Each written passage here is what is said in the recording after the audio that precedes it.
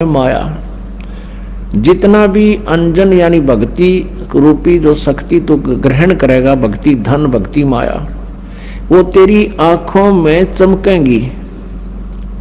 आपकी आंखों के सामने जैसे हमने ये अंधेरे में भी दिखती हैं, और ऐसे बहुत से कुछ ऐसे अलग सी वस्तु दिखती है जो आप जी को भी दिख रही है। जिन्होंने नाम ले लिया 2-4 महीने 6 महीने साल 2 साल हो गए जिनको, उनको ये प्रकट होना शुरू हो जाती है।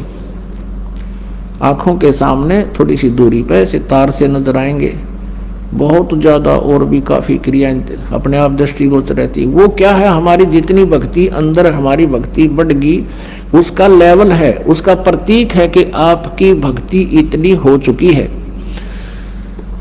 और एक भक्त, कई बार कुछ भक्त ऐसे मिले, वो कहने लगे जी मेरी आंखें खराब होगी, आँखें के आगे काला काला दिखा, तार से दिखा, और डॉक्टर को भी दिखा, डॉक्टर बोला ऑपरेशन करा ले।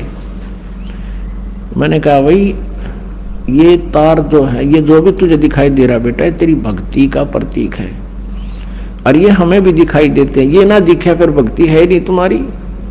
ये देखने से नहीं अपने आप दिखेंगी, ऐसे आप ध्यान से देखोगे। आपको कई बार ऐसा लगा जैसे कोई मक्खी आ गई, खाना खाते समय भी ऐसे लग रहा है मक्खी या मच्छर आ गया, लेकिन वो हमारे परमात्मा अंदर से जो भक्ति का आगे प्रतीक, वो रिफ्लेक्शन बाहर आ रहा है। और ये सूक्ष्म शरीर ऐसा ही होता है,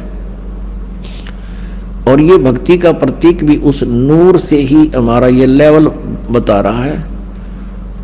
तो इस प्रकार चिंतित नहीं होना। बहुत से ऐसे भक्त हैं, एक कहने लगा जी मैं तो घर से बाहर नहीं निकलूं, देखूं जब मैंने दिखन लग जाए, मैंने डर गया कदे भूत हो।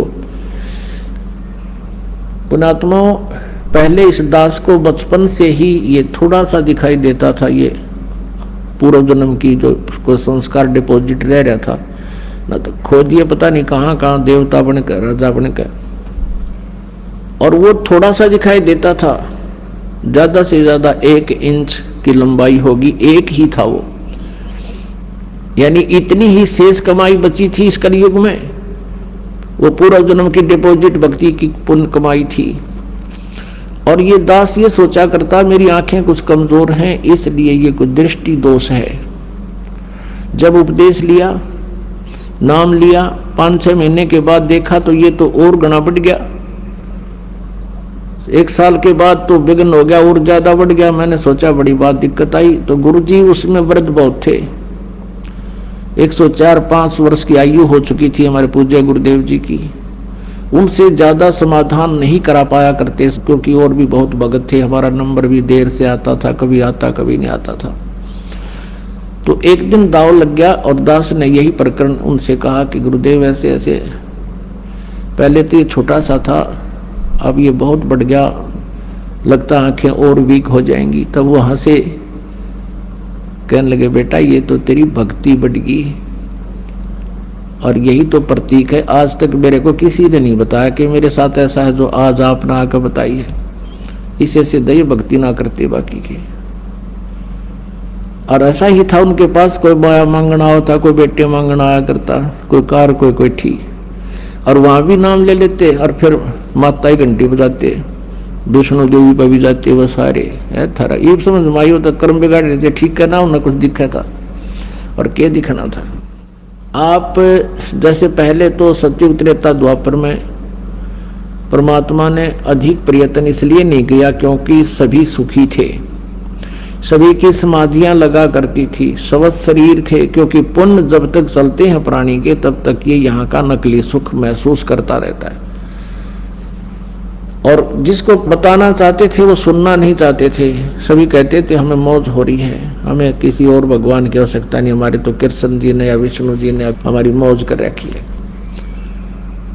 अब कलयुग में परमात्मा ने पता था कि कलयुग में इनकी सारा जाड़ा आ लेगा, इनकी सब पुण्य कमाई नष्ट हो जाएंगी, और पहले की कमाई इनकी होगी नहीं। और जिन भगवानों को ये मोक्षदायक मानकर इनसे सुख राहत प्राप्ति के लिए पूजाएं भी कर लेंगे, उनसे राहत मिले नहीं, क्योंकि वो दे ही नहीं सकते, वो आपके भाग्य में परिवर्तन नहीं कर सकते। तब परमात्मा ने कहा था कलयुग में मैं पहचान में आ जाऊंगा इनके, क्योंकि इनके पिछलेपन होंगे नहीं, ब्राह्मणी सबकी हो जाएगी। आज कोई परिवार खाली नहीं जिसमें कष्ट ना हो, और 1% को शेष बचा हुआ है, उस पर ना जाने कल के बिजली गिर जाए। तो इस परमात्मा की शरण में आने से आपके कष्ट भी दूर होंगे, गारंटीड होंगे। ये सत्कर्म मान लेना पुण्यात्मा हो।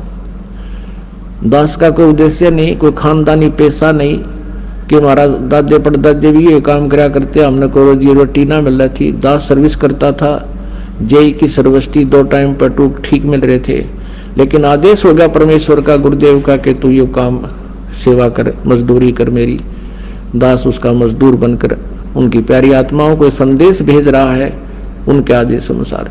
तो ये सत्कर्म मान लेना। जो इस दास ने इस मालिक को चुना है, निदास तो पहले कृष्ण पुजारी था, विष्णु पुजारी था, हनुमान पुजारी था, शंकर भगवान का पुजारी था, लेकिन हम उनका अनादर नहीं। ये नहीं सोचो कि हम ब्रह्मा विष्णु महेश को बिल्कुल हे समझते हैं, नहीं। जैसे गीता जी अध्याय नंबर 2 के श्लोक नंबर 46 में कहा कि जब बहुत बड़े जलाशय की प्राप्ति के उपरांत छोटे जलाशय में जैसी आस्था रह जाती है अर्जुन, जब तुझे परमात्मा के गुणों से तो परिचित हो जाएगा, फिर अन्य देवताओं में, अन्य ज्ञान में तेरी इतनी श्रद्धा रह जाएगी।